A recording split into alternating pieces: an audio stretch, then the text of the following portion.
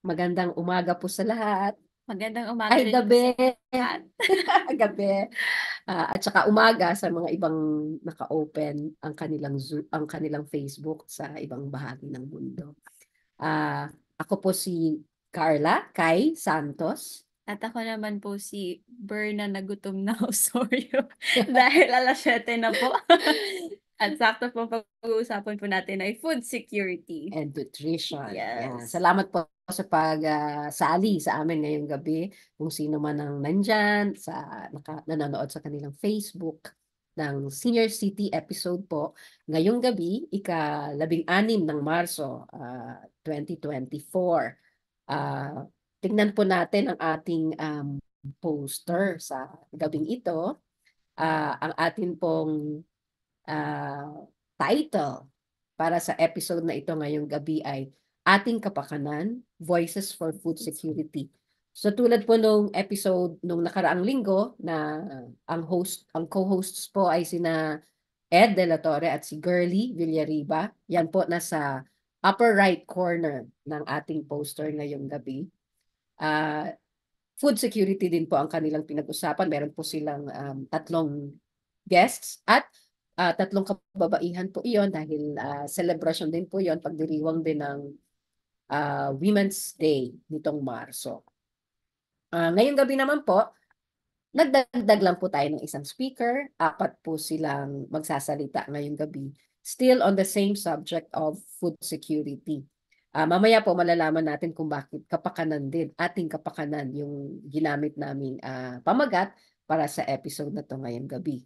So, ngayong Marso po ay World Food Day, pinagdiriwang ngayong Marso, at nakita ko Food Safety Awareness Month din po ngayong Marso. Yan ay parang dineclare ng Department of Agriculture. Kaya po food security and nutrition ang ating mahalagang tema para sa buwan ng Marso hanggang bago po mag-Holy Week. So yung title po na yan ay Ating Kapakanan, at this episode tonight is brought to you, episode of Senior City is brought to you by the Philippine Rural Reconstruction Movement or PRRM in partnership with INET Philippines, CISO, at yung nandyan sa inyong pangatlong logo sa upper left corner. Ang PRRM po ay isa sa mga NGO, matanda ng NGO sa Pilipinas.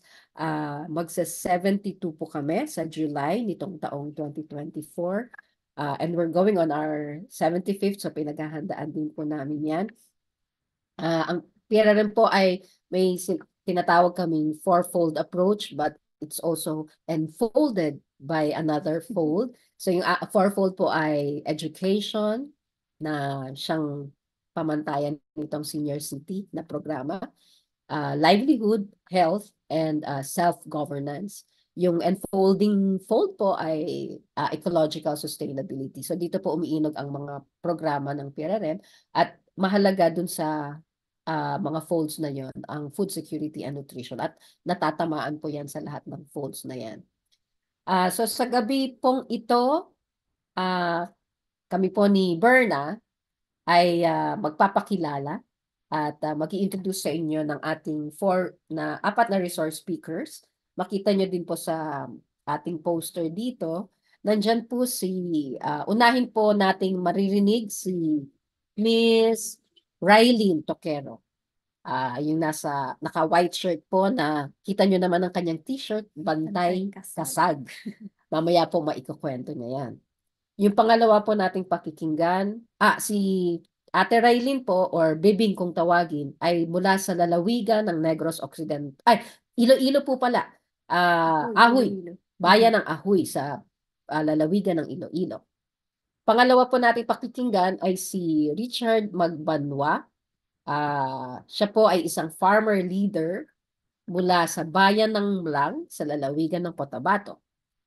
At yung pangatlo at ikaapat, sabay po silang magsasalita, ay si Sheila Ambon o Binbin ang kanyang palayaw. Siya po ay mula sa bayan ng Silang sa lalawigan ng Cavite. At ang pang-apat ay si John Eric Mahagway, Janjan ang aming tawag sa kanya, mula po sa bayan ng Gasan sa lalawigan ng Marinduque, sa island province ng Marinduque. So silang apat po ang ating pakikinggan sa araw na ito. Mhm. May dadagdag ka, Berna? Dagdag lang po saglit kasi kanina po nabanggit ni Ma'am Kai kung sino-sino po ang likod nitong Senior City Kwentuhan. So, Inet Philippines, SISO, at yung isa naman po ay seniors sa panahon ng COVID. Yan po. Salamat, Bernadette. So, pakinggan po natin ang una nating tagapagsalita. Pero bago po natin siya pakinggan, introduce ko lang po siya ng maikli, si Miss Raylene Toquero. Siya po, Ate Bibing kung aming tawagin, siya po ay mula sa lalawigan ng Iloilo, kasapi ng Pumalu MV. Ito po ay isang National Sectoral Federation ng maliliit na mangingisda. So ang Pumalu MV po ay pinag-isang ugnayan ng maliliit na mangingisda sa Luzon, Mindanao at Visayas. Di po ba ang pangalan ng mga barko ay may MV sa dulo? So yan po ang kanilang pangalan, Pumalu MV. Pero ang primary po na organization ni Ate Bibing o ni Miss Raylene ay ang PANEGCA o ang Panay Negros Guimaras Crabbers Alliance. Sila po, ang alliance po na ito ay nagtataguyod ng protection, conservation, and sustainable production ng blue swimming crab, BSC. Narinig nyo na po ba yun, blue swimming crab? Malalaki po at masasarap na crabs diyan sa northern part, sa hilagang bahagi ng Iloilo at Negros. At masarap daw po yun. Ang PANEGCA po o yung Crabbers Alliance na ito ay bagong tatag ito lang pong nakaraang taong 2023 at si Ate Bibing po ang unang pangulo ng PANEGCA. Siya din po ay kakwento din po niya, siya din po ay may mas primary pang organisasyon sa bayan ng Ahoy. So pakinggan po natin si Miss Raylene Toquero. Magandang hapon po. Ako si Raylene Toquero, isang panicatcher ng Panay Negros at Guimaras. At isang chairperson din ng Punta Coray Marine Protected Areas Small Fisher Fox Association ng bayan ng Ahoy.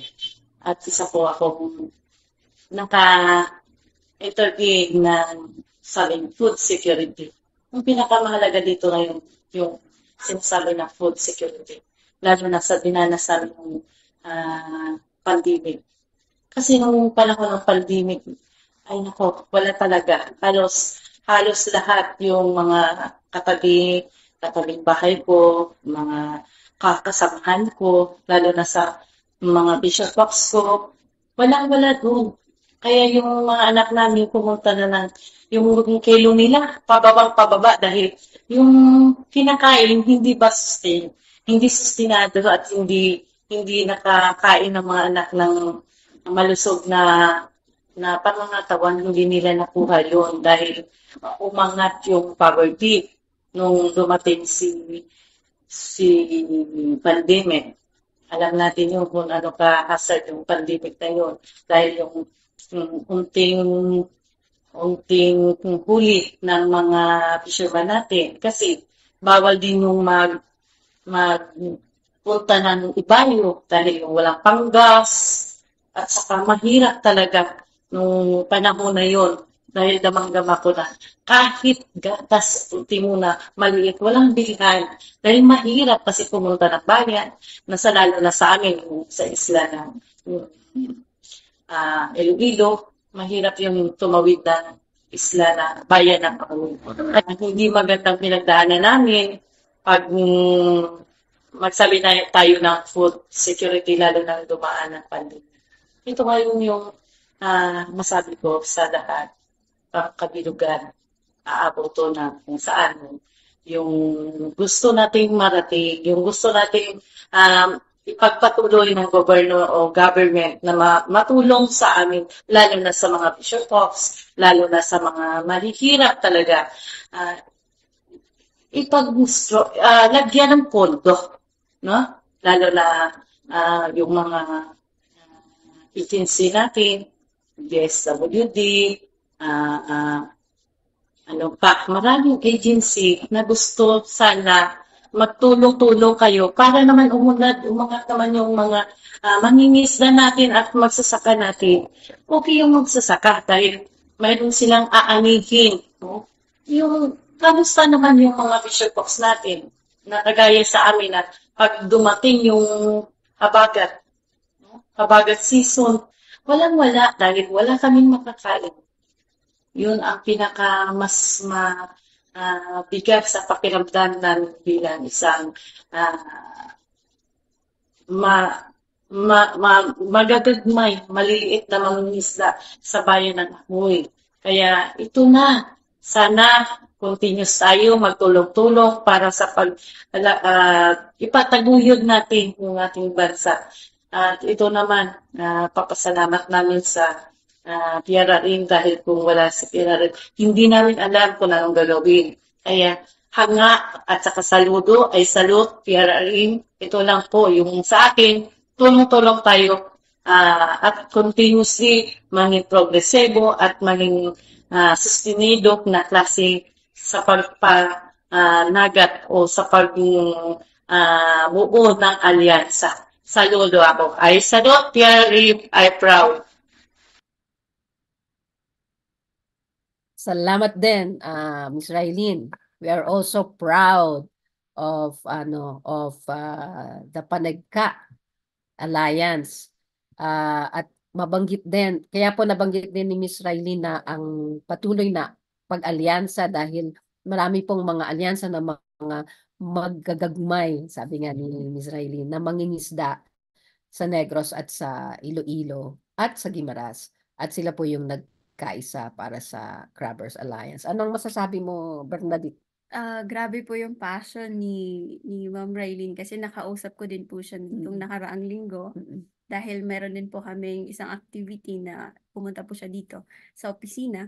And nalaman ko po na simula pa pala 1917 ay membro na po siya ng Blue Swimming Crab na nagsusulong pa talaga at nangangampanya na pinagbabawal yung paghuli sa mga barrel o yung mga maliliit na mga crabs or kasag kasi para talaga mapanatili natin yung lifespan nila at hindi sila mawala sa ating karagatan.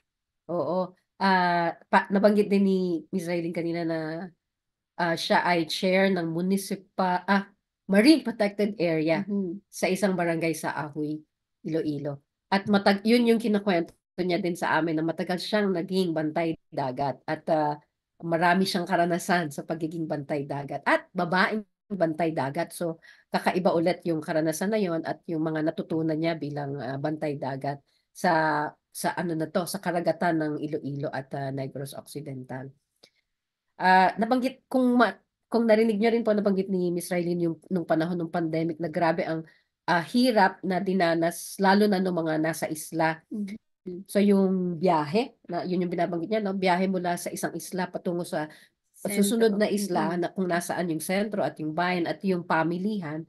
So yun ang isang dahilan ng kakulangan din sa sapat na pagkain na naranasan nila nung panahon ng pandemic. So kahit imaginein ko lang parang ang sobrang sobrang walang katiyakan sa kung saan at paano at kailan mo makukuha yung pagkain. At dahil din po nung nangyari pong pandemic at nasa isla sila at nasa kabilang isla pa po yung mga necessities na kailangan nila sa pang-araw-araw, naapektuhan din po talaga yung livelihood nila.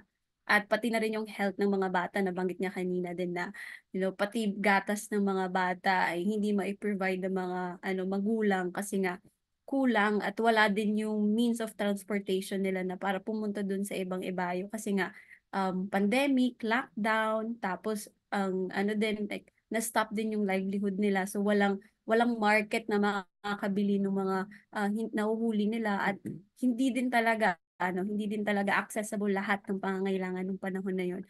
And imagining na parang nakulong sila sa isang isla at walang makuha, walang talagang katiyakan doon sa part na yun. And nakita din doon yung problem and yung connection din ng food security sa malnutrition at livelihood po talaga ng mga kababayan natin doon sa Isla ng Ahoy, Iloilo. Yeah, dagdag ko rin po yung sa binanggit ni Miss Rylene, yung malnutrition at Mhm. reduced weights, yung pagbaba ng timbang ng mga bata.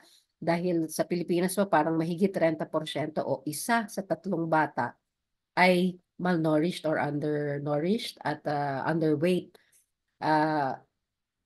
Isa lang sa 3, pero dapat kahit isa.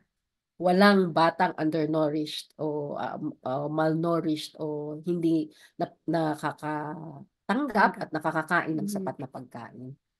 Marami pong puwede pang pag-usapan dun sa sinabi ni Rylene, pero puwede niyo pong i-chat sa Facebook, ano po, sana po Mhm. yung mga nasa Facebook natin na kasama ay mag-chat din po kayo.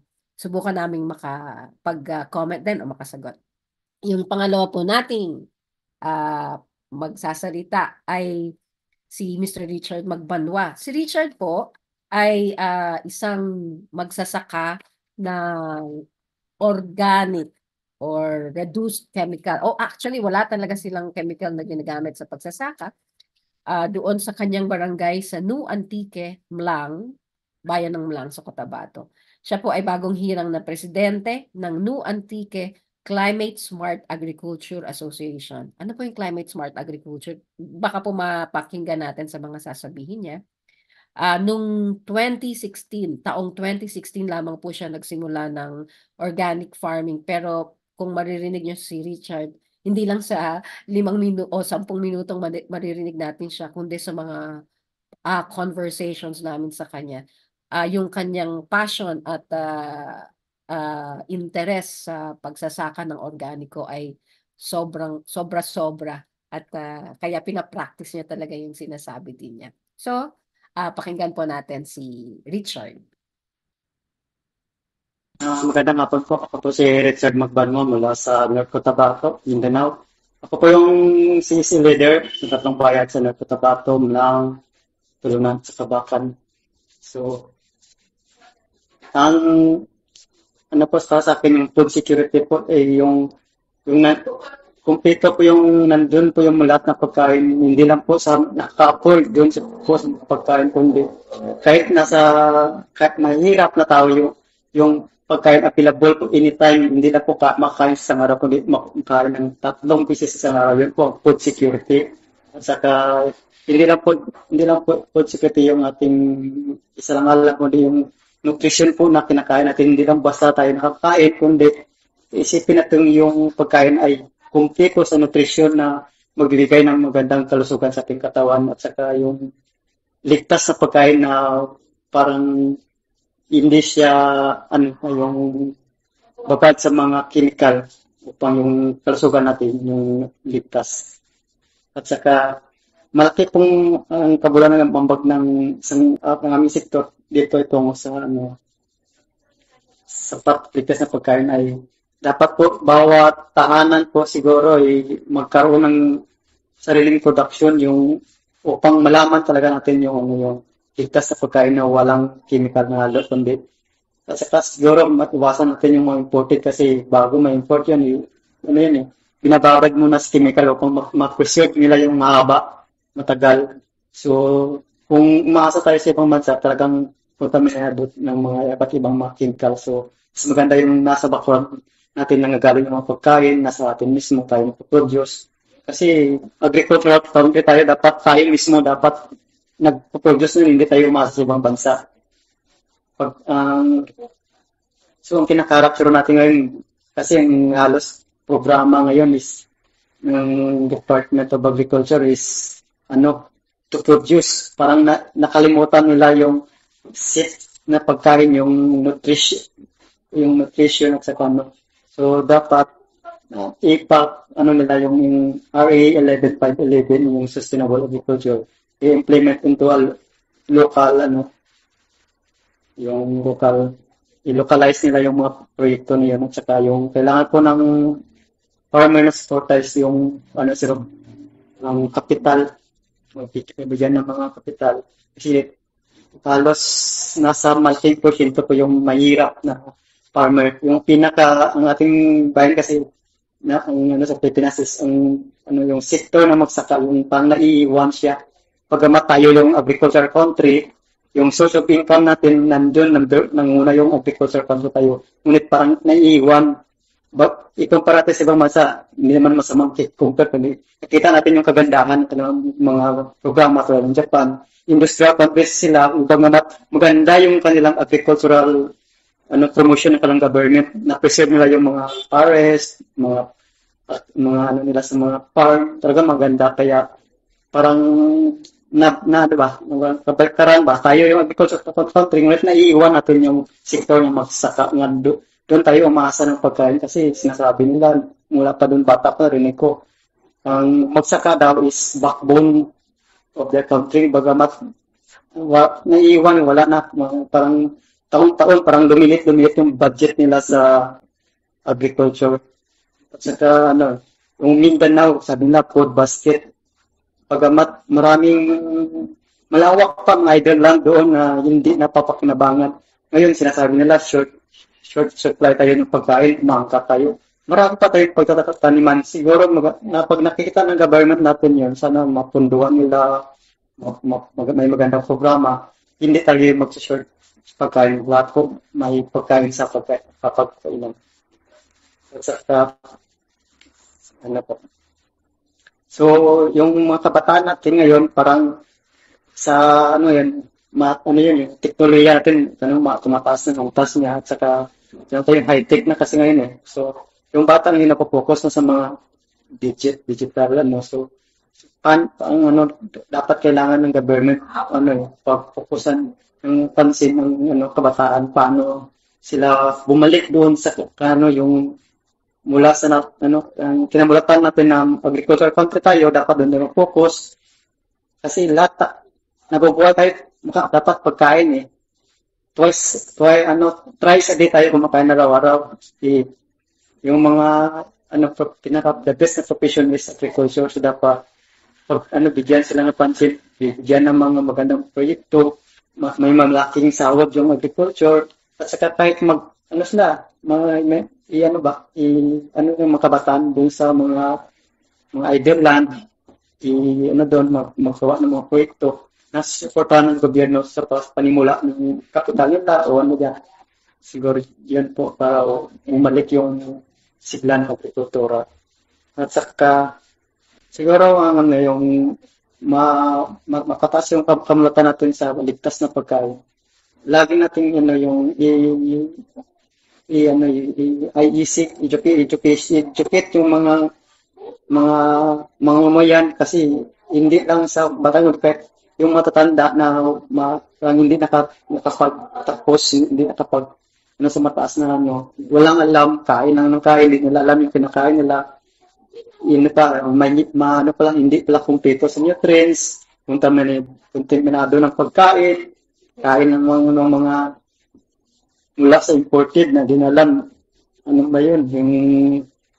prone sa mga chemical. So dapat dapat yung pagkain, alam nila kung saan ang galing, ligtas pa, wala bang chemical. Hindi naman masama yung masabi na talagang iwasan ito yung din kasi kundi mabawasan man lang sana.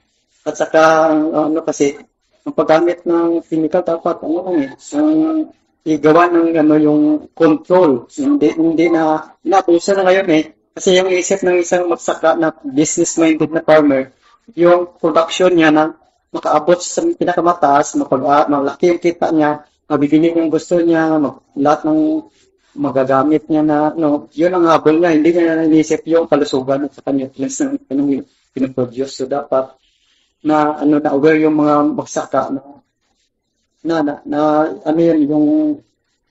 yung importante is yung pagkain maligtas at saka yung makontrol yung mga chemical na simula ng yung kadalanan ng mga cancer, mga sakit, ganun po. At saka yung kailangan natin dito yung isusulong natin dapat yung yung pinaharap yung land conversion. Yung land conversion, yun kasi parami ng subdivision kahit marami ng bahay kasi mayaman, palawak-palawak yung mga bahay. sana matataniman yun. Edi, dagdag na pagkain kasi dumadami yung land conversion, mga mining, housing, iba, tigilan ng bahay. Kaya hindi natin nagamit yung ating resources sa yung sa akmak at yung kailangan talaga. Tulad na sa nabasa ko sa Facebook sa Saudi Arabia yun, yung magtatayo sila ng parang yung malaking taon, pinakamahaba na nakakasalamin para lahat doon natitira, makonserve na yung pamasahe, yung gasto, yung mga area, sana pares yun o gano'n. Hindi magamit sa bahay, kundi nag-iisa na sila doon. So, maganda yung plano nila para dito sa atin, nahayaan, wala kayong batas na kumukontrol doon. Siguro meron, pero parang iwan, ba na yung nangyayari dito. Land conversion talaga. So, lumit yung area, parang hindi siya naggamit ng sakto, nababawasan yung resources natin sa pagkain. At saka, yung land conversion, dapat i-implement talaga yung RE 11511, yung sustainable agriculture. Alam naman natin kahit lahat ng university tinuturo na yung chemical, yung fertilizer na nakasira, nag-decline ng fertility, ng acidity ng soil. So, bakit hindi talaga ini-implement yun na kahit university, binabayaran ng gobyerno, nagpatayo ng university pag-aral, at sa kinalabasan ng pag-aaral nandoon sa mga libro na lagay na hindi talaga na bakit hindi ni-implement yan ang tanong ko. Iwan ko kung sino sa doon na nakaupo sa government, siguro kailangan talaga na nandiyon ng patas, ginawa ng patas, yung author ng patas ng 11511, bakit hanggang ginawa ng patas, hindi niya ini-implement. Sa pag-aaral, dapat ganun ang kailangan. So, alam naman natin na paggamit ng mga chemical is panandalian lang. Pag matagalan, nasisira na. Parang pabilisan lang. Kumbaga, pang samantala lang yun. Hintay natin sa matagalan. Siguro, implement ang RA 11511, Land Conversion Act, for implementation, at saka yung mining. Yan na po siguro yung dalawa, tatlo na i-priority ng pamalaan. Yan po si Richard. Balik natin, Burns, yung part nung naka-freeze si Richard. Yan. Kung mapapansin niyo po, katulad din nung kay Ate Raylene, nandito sa kanang bahagi yung ilang notes, mga highlights ng binanggit ni Richard para po sa mabilis din nating makuha yung kanyang mga sinasabi. Salamat kay Andy na gumawa nito. Miss Berna. Sa akin po, una-una doon ay gusto kong umilag. Dahil nabanggit po ni Sir Richard kanina na, yung mga kabataan ngayon ay babad sa social media at sobrang techy na. Pero nagpapasalamat din naman ako sa PRM at hinugot nila ako. So nababalik ako doon sa pagkakaroon ng kamuwangan pagdating sa pagpapahalaga ng environment, ng agriculture, ng farmers, and even our fisher folks din. And isa sa mga binanggit ni Sir Richard kanina, yung dapat bawat tahanan ay magkaroon ng sariling produksyon. And proud po ako to say na meron akong backyard gardening. Anong tanim mo, Bernadette? Mga talong, sili, at may konting okra, at may mga sitaw din na napatubo. Talaga lang. Yes, ma'am. And may mga may malunggay na isang puno. So, ayun. Pero mas madami aking mga bulaklak at mga ornamental plants. Mahalaga din yan. Sasabihin sa'yo ni Richard yan. Dahil insect repellent. Ayan. And isa pa po doon ay i-share ko na din na maghikayat sa mga kabataan na balikan at bigyang pansin ang gawaing agrikultura. Kasi nung mga nakaraang linggo din po, mga araw, may nakikipag-usap po ako sa mga farmers. And then isa sa mga lagi kong tanong sa kanila, sa Batangas po. So pumunta po kami sa 4 na barangay sa Batangas. Munisipyo. Opo. Lubo, Batangas City, Santo Tomas, tsaka po sa Rosario sa Batangas. And then lagi ko pong tanong sa kanila, meron pa po bang Mga mga batang gusto ang agrikultura at meron po bang magmamana ng yapak nyo bilang isang magsasaka? And sa kasamaang palad po, Ay, lahat wala. po ng tanong, lahat po ng sagot nila ay wala. Mhm. At yun din po yung kinakabahala nila. Kasi kung wala na po tayong produce na second liners ng mga farmers katulad po ni Sir Richard Magbanwa, lahat po ng tao sa Pilipinas ay magugutom. At hindi po natin, hindi ko po ma-imagine na wala pong second liner agriculture, farmers pala sa Pilipinas. Mhm, mhm. Kaya, ayun po. Kaya mahalaga din po ang papel ni Richard bilang isang pinuno sa lokal nilang organisasyon dahil sana ay hindi naman siya ang una, hindi siya ang nagsimula, pero sana ay dumami sila na mga susunod na henerasyon ng mga magsasaka, manananim na magpapatuloy ng lalong-lalo na organic or sustainable agriculture. So, yan po si Richard. Salamat kay Richard sa kanyang maraming mga sinabi. Ang dami pong punto nito na nabanggit ni Richard. At ngayon naman po ay atin nang makikilala ang mga bata at sa mga excited po ako ipakilala sa inyo si John Eric Mahagway at si Sheila Ambon na from Marinduque at Cavite po. And so si John Eric Mahagway po ay isang social work student. So, etong mga speakers po natin ngayon ay sa mga Marinduque estudyante. State College. Yes, Marinduque State College.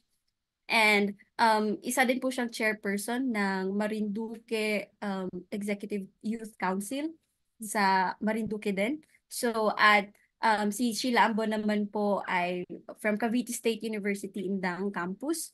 At siya naman po ay tumatahak sa larangan ng medical technology field.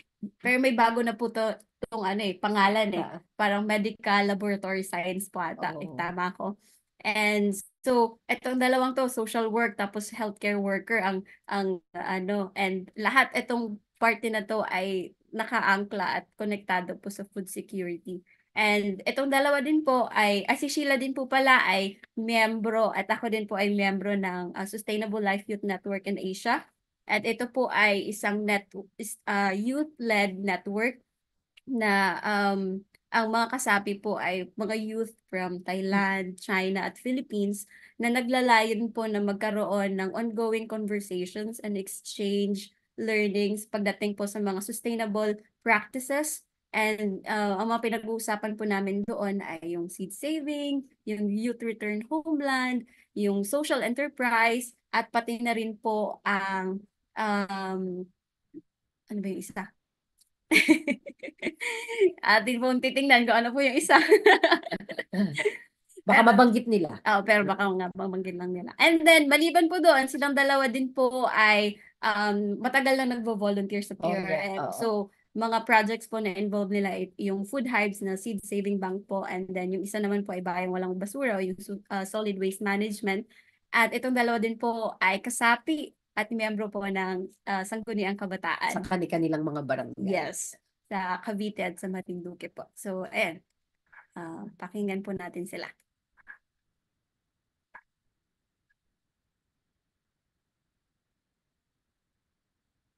Sandali lamang po.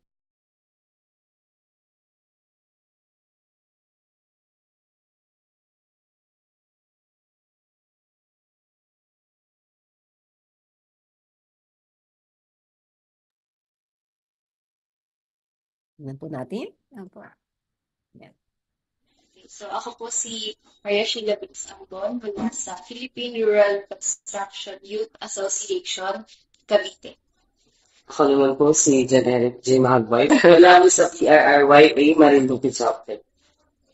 Mahalaga yung nutrition at food security sa sustainable development and pagtatag ng ating bansa. Kasi syempre, ang pagkain ay pangunahing pangangailangan ng mga tao. So, kapag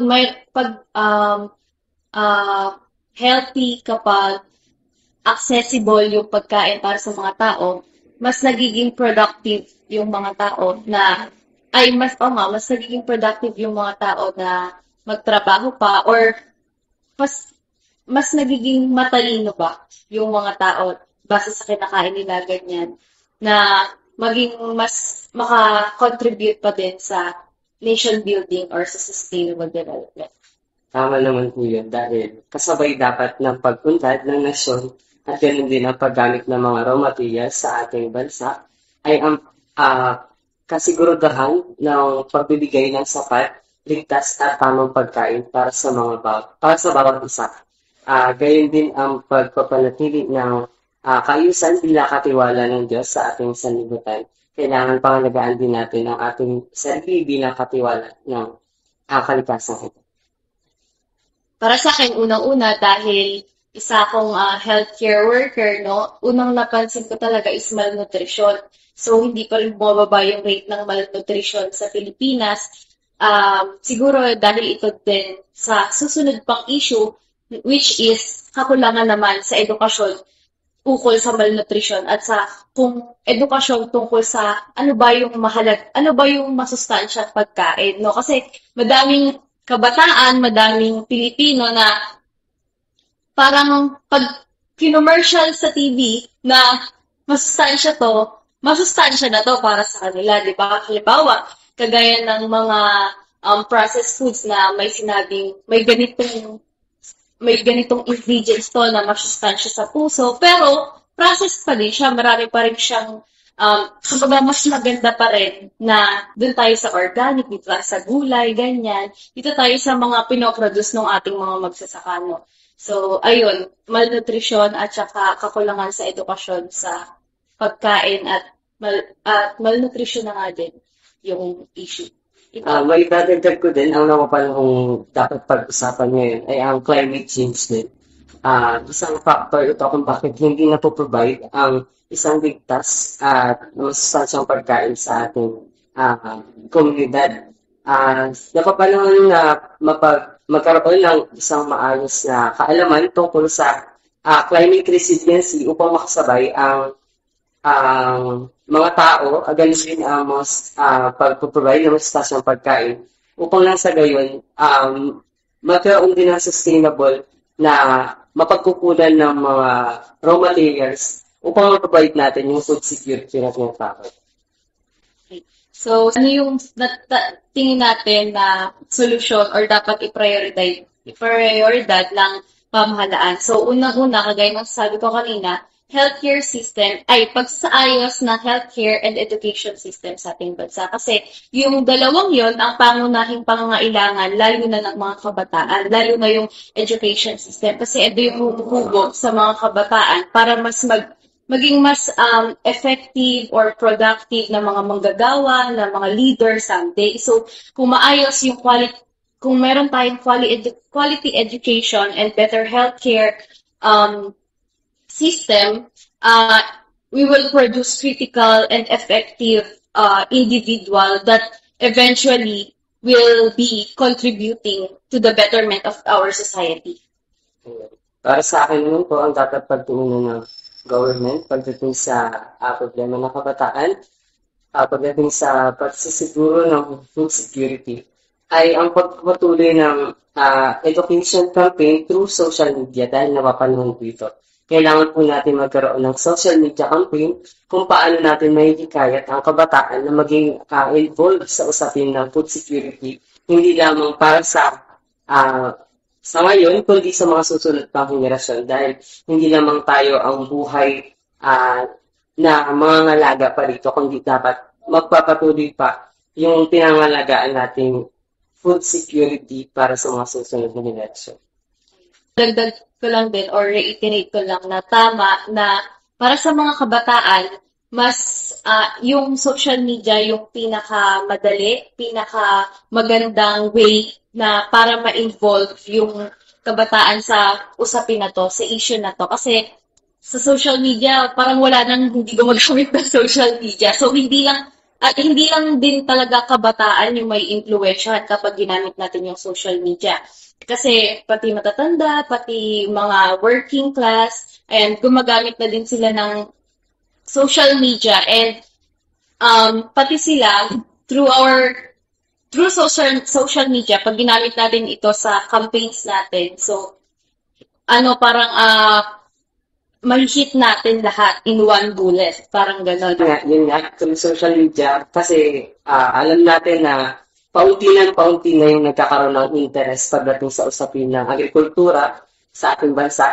Kaya ito yung chance na dapat bigyan natin ng kaalaman ang mga kabataan na hindi lamang ito para sa kabutihan ng ibang tao at ng sarili natin, kundi sa susunod na henerasyon, dahil sa paulit-ulit na sinasabi ng Santo Papa na dapat aksyonan na ang usapin patungkol sa Laudate Deum. Ano po?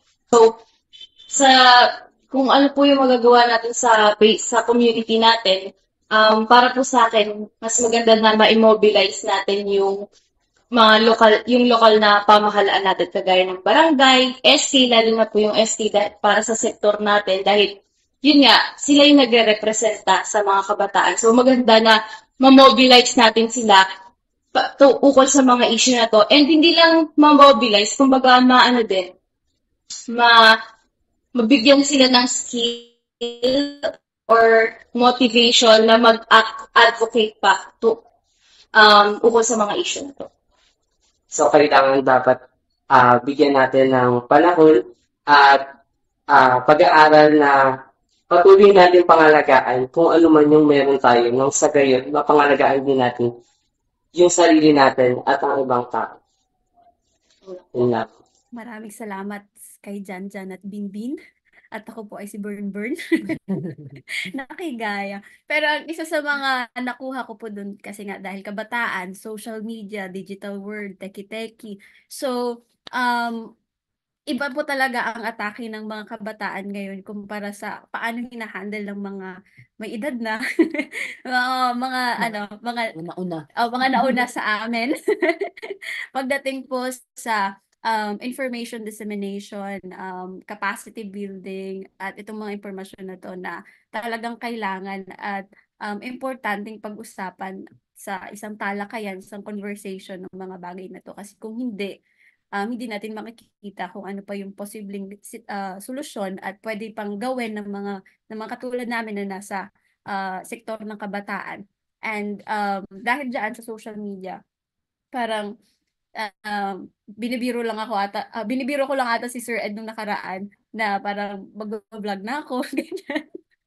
Pero si Sir Ed nagbigay sa akin ng idea talaga na bilang kabataan gamitin tong interest namin sa social media to really spread awareness sa usapin, especially sa food security, kasi nga nabanggit ni Binbin at ni Janjan kanina na kapag yung lumabas sa TV, sa commercial, sa mga ads sa Facebook at sa mga social media, pag sinabing healthy to, parang sige kakainin ko na rin or gusto kong bilang bilhin. So nandun agad yung misalignment doon sa ano ba talaga ang masustansyang pagkain doon sa commercialized na pagkain. So doon pa lang dapat pinagtutuunan natin ng pansin yung pag-i-inform at maging aware yung mga kabataan na hindi lahat ng nakikita sa social media ay masustansya, tama, at pwede sa katawan.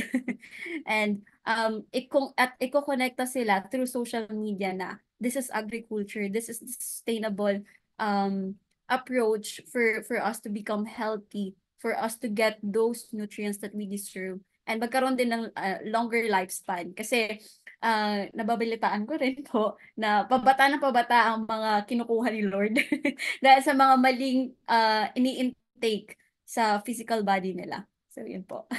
Ayan. Sky. Oo, Berna. Marami ulit, parang kay Richard to kanina, nandito yung ilang highlights ng mga sinabi nila Janjan at Binbin o Sheila sa kanang bahagi ng inyong screen, ng kanilang picture din. Itong babanggitin ko po ay, may dalawa pa po kaming short videos, pero mula po dito sa apat pala po silang nagsalita, ay mapapansin niyo po na medyo may similarity sa mga sinasabi nila. Isa po ay yung pagbanggit nila ng papel at responsibilidad ng ating pamahalaan lokal at saka pambansa tungkol sa mga priority programs na mag-a-address at magsusulong ng food security and proper nutrition.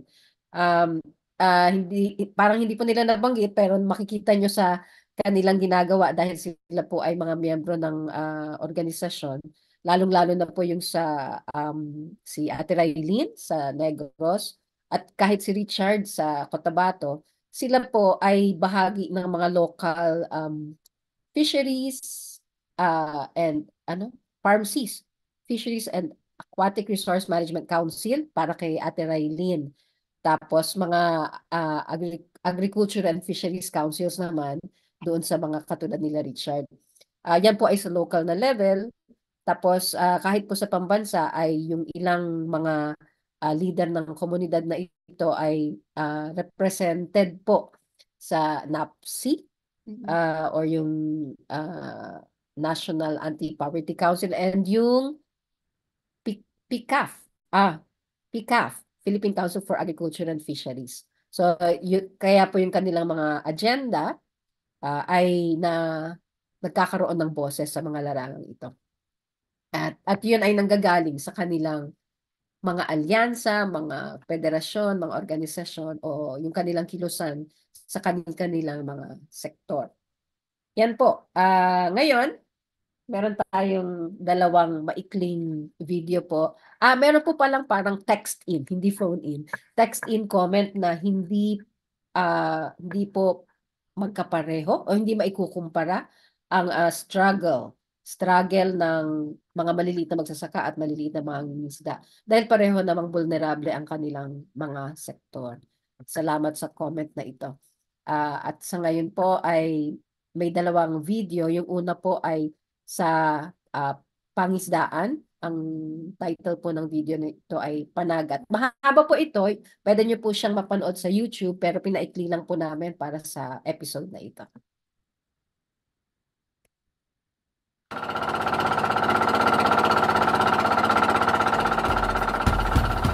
Ang inisip po parang advokasya. Pag ginagawa mo parang ginagaya ka. Kailangan mong maresolba itong mga problema kasi yung mga tao umaasa sa iyo kasi ikaw yung leader Kay kini among ipananom, dako kay tabang sa katawhan kay panahon sa mga trahedya, mabot ang mga dagkong balon, storm surge.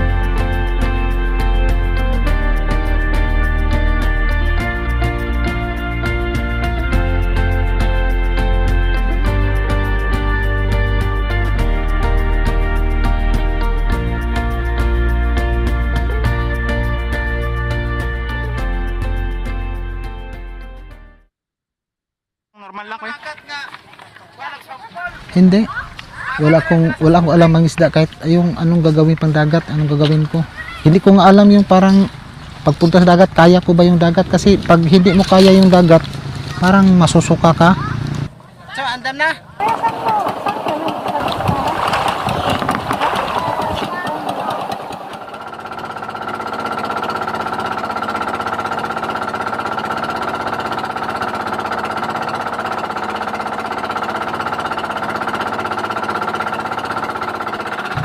Kasi ang iniisip ko parang gimotivate ko yung sarili ko nga yung parang maging mangingisda na. Sumama ako sa yung mangingisda, yung mga marunong mangingisda. Parang tinitingnan ko lang sila. Pagkatapos yun ang ginagawin ko parang nanggagaya ba. Yung 12 kami, yung kasama sa yung ang layo. 12 kami, ako ang pinakamahina manghuli ng pusit kasi bago. Parang hindi mabubuhay yung pamilya ko. Ang iniisip ko gusto ko yung kahit please ko, kahit konti lang yung huli ko. Dapat siya yung income is medyo may parang may add-on kasi pagdating mo dito sa baybayin binibili yung huli mong pusit tag 10 pesos per kilo lang. So ang ginagawa ko yung naisip ko yung mag-drive pagkatapos sa Asirin pangutanan.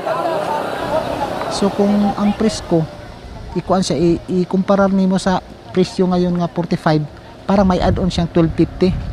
Ang 12.50 makikita namin pag drive siya malaking parang nakatulong sa buhay namin.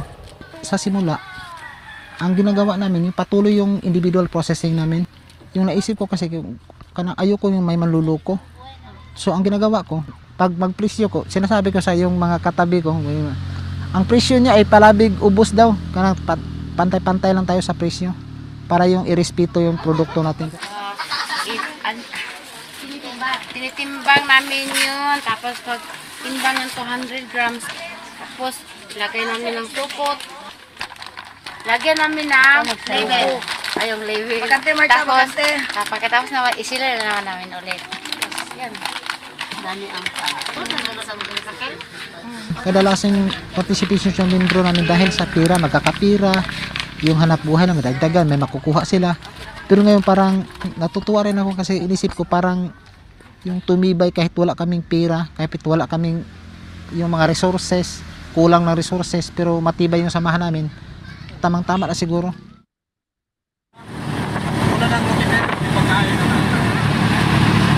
Anong una? Bago pa lang ako mag-asawa, mangingisda na talaga ako. Kahit nag-aaral ako, nangingisda. Nung hindi ako nakapagtapos ng pag-aaral, talagang sinisikap ko yung sarili ko na mabuhay.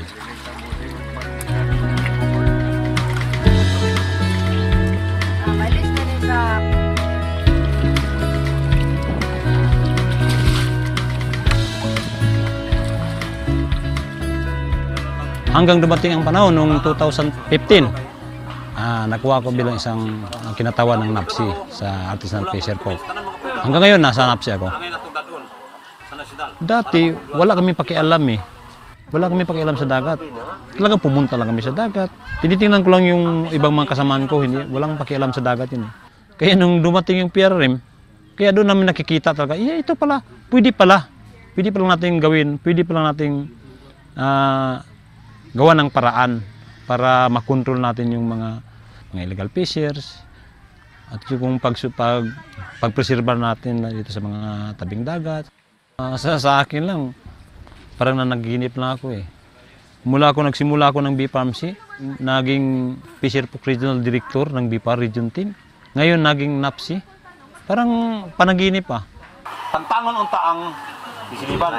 Di pa nikamutan na ang sa akin lang, gusto ko lang matulungan ko yung mga samahan, malagay sa isip nila nga ito pala ay mali, ito pala ay hindi tama, ito pala ay gusto natin, at saka matulungan natin, sinasabi ko na kanina, matulungan natin yung dagat natin, at saka mga environment natin, yung mga tabing dagat na walang nagsamantalang nag-illegal dyan. Gusto ko lang makatulong sa samahan, makatulong sa environment natin, sa dagat natin, para sa sunod na henerasyon may makikita pa yung mga anak pa ng anak natin.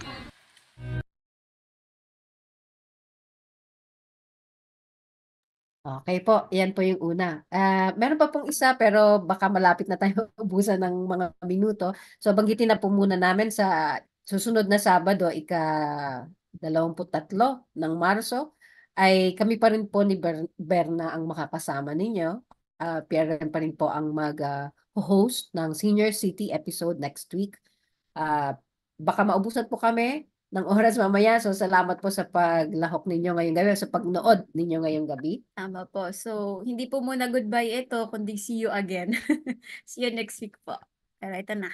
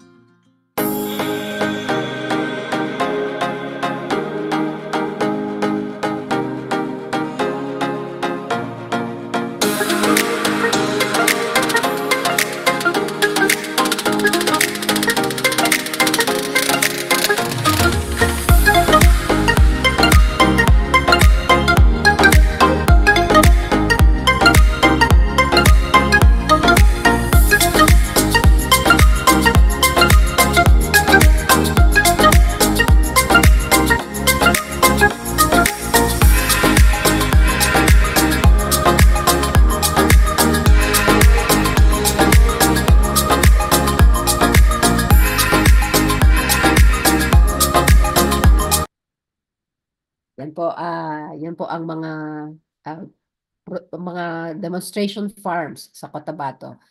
Kasama po si Richard, yung isa nating speaker kanina na namamahala dun sa ilang demonstration farms na yan. So, nasa huling minuto na po tayo. Marami pong salamat. Maraming salamat po sa pagtutok sa ating episode ngayong gabi patungkol sa ating kapakanan, Voices for Food Security. And uulitin po namin, next week po kami po ulit ang mga kasama ninyo. So hindi po muna ito goodbye, kundi see you again. See you. More on kapakanan next week po. Food security Marami pa pong rin po. salamat. Food security and nutrition. Thank you. Thank you.